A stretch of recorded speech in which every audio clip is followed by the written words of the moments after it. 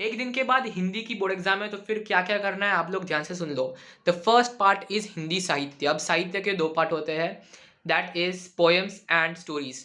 Poems में आपको क्या करना है, you have to know the theme of the poem, क्योंकि कोई भी पोएम का क्वेश्चन आंसर होता है उसमें कहीं ना कहीं से जो पोएम का मेन थीम जुड़ा होता है। जैसे कि फॉर एन एग्जाम्पल कोई पोएम का थीम है पेट्रियोटिज्म, या फिर कोई पोएम का थीम है अबाउट मातृत्व प्रेम, या फिर कुछ भी ऐसा थीम होता है बड़ा पोयम का, वो हर एक क्वेश्चन आंसर में आपको वो थीम को ही अलग अलग तरीके से डिस्क्राइब करना होता है। तो पहले तो आप जितनी भी पोएम्स है आपके पास, सारी की सारी पैराग्राफ टू पैराग्राफ वाइज आप वर्कबुक में से रीड करोगे, not from the text book but from the workbook. That should be your number one priority, and after that you can always read the text book. But workbook से जब आप read करोगे तो फिर आपको मालूम पड़ेगा कि उसका एक एक लाइन का मतलब क्या होता है। And when you will complete reading each and every line of the workbook of the poems, आपको मालूम पड़ेगा कि जो भी पेपर आएगा कल आपका हिंदी का, उसमें जो पोएम सेक्शन होगा, वो जो भी क्वेश्चन पूछेगा उसके आंसर सारे के सारे आपके पोएम की वर्कबुक में से ही होंगे। Done. And now I would advise you to attempt the extra question. जाके आपके पास ऑप्शन होता है स्टोरीज में से अटेम्प्ट करो या फिर पोएम्स में से। I would tell you to always attempt it from the poems. Why? क्योंकि पोएम्स में आप एक ही चीज़ को वापस वापस अलग अलग तरीके से लिख सकते हो, बट स्टोरीज में वैसा नहीं होता। स्टोरीज में बहुत सारे अलग अलग सीन्स होते हैं, अलग अलग एक्ट्स होते हैं, तो फिर वहाँ पर हर एक एक्ट का अलग अलग सीन होता है, हर एक एक्ट का मुद्दा अलग अलग होता है। बट पोएम में वैसा नहीं होता, एक ही थीम पर पूरी चीज़, पूरी कहानी बेस्ड होती है। Let us come to the stories now. Stories में I would suggest you to not first read from the workbook but read from the textbook. Stories की एक एक लाइन पढ़ो। क्यों? क्योंकि जो पेपर आएगा उसमें आपको एक रेफरेंस दिया जाएगा, आपको वो स्टोरी की दो लाइन दी जाएगी और उसके ऊपर से आपको 3 से 4 क्वेश्चन पूछे जाएंगे। तो अगर आपने स्टोरी नहीं पढ़ी होगी, आपको मालूम ही नहीं पड़ेगा कि वो जो लाइन है वो कहाँ से ली गई है, at what like from what act of the story is this line taken.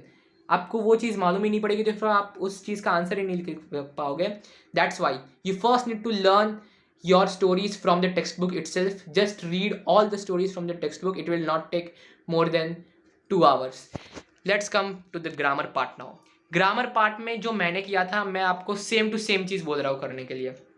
अब एक दिन पहले आपके पास टाइम नहीं, आप पूरी की पूरी इतनी बड़ी ग्रामर की जो बुक है वो पूरी पढ़ सको। So what you are going to do is you are going to do 10 year PYQs of grammar. 10 year PYQ of grammar जब आप कर लोगे तो फिर आपको अपने ग्रामर पर बहुत कॉन्फिडेंस आ जाएगा। एंड आफ्टर डूइंग दैट आप इस साल का जो स्पेसिमेन पेपर है उसके ग्रामर की PYQ कर लेना, और जो लास्ट ईयर का स्पेसिमेन पेपर है हिंदी का उसका ग्रामर का पोर्शन ही कर लेना। आप हर एक पेपर का 12 पेपर हुए टोटल, अब हर एक पेपर का ग्रामर की जितने भी MCQ आते हैं डू एज डायरेक्टेड के फॉर्म में या फिर कुछ भी फॉर्म में आ गया, ग्रामर का जो भी पोर्शन होता है ऑब्जेक्टिव ग्रामर का, आप उसकी प्रैक्टिस 12 years के जितने भी पेपर आते हैं वो सॉल्व करके कर लोगे। अभी भी आपके पास बहुत टाइम है। लेट्स कम टू द ऐसे। अब ऐसे में क्या है, it is all dependent on your creativity. अगर आप इंग्लिश में बहुत अच्छा लिख सकते हो ऐसे, तो फिर आप हिंदी में भी लिख पाओगे, कुछ बड़ी बात नहीं है उसमें। एंड ऐसे में I would suggest you to underline keywords in your essay. अब कीवर्ड्स कौन कौन से वर्ड होते हैं? कीवर्ड वो थीम डिस्क्राइबिंग वर्ड होते हैं जो आपके ऐसे को मीनिंग देते हैं। उन वर्ड्स के अगर आप उपयोग ना करो तो फिर आपका ऐसे मीनिंगलेस हो जाएगा, या फिर वो बहुत भारी शब्द होते हैं। उन वर्ड्स को आपको अंडरलाइन करना है with pencil, and after every answer you have to draw a line in Hindi.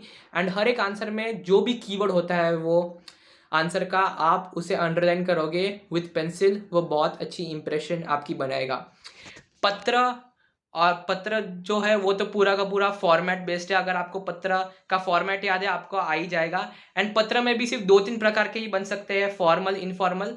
Formal में भी आपके पास मोस्टली प्रिंसिपल को ही लिखने के आते हैं, या फिर म्युनिसिपल ऑफिसर को लिख दो पत्र, सिर्फ वही 2 प्रकार के होते हैं। आप वो दोनों की जो स्पेसिमेन है वो आप अच्छे से प्रिपेयर करके जाना।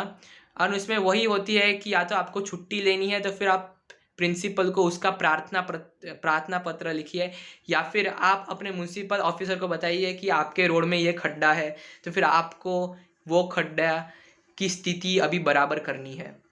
यही होता है पूरा का पूरा हिंदी का paper, and you can easily score above 90 if you follow these tips. Priority is read your poems from the workbook line by line, read stories from the textbook, पत्र का फॉर्मेट पक्का कर दो. ऐसे तो आपका पूरा क्रिएटिविटी के ऊपर है, बट उसमें अंडरलाइन करना वो ज़रूरी है. And do 12 year question papers of Hindi just for the grammar portion, the objective grammar portion. Thank you.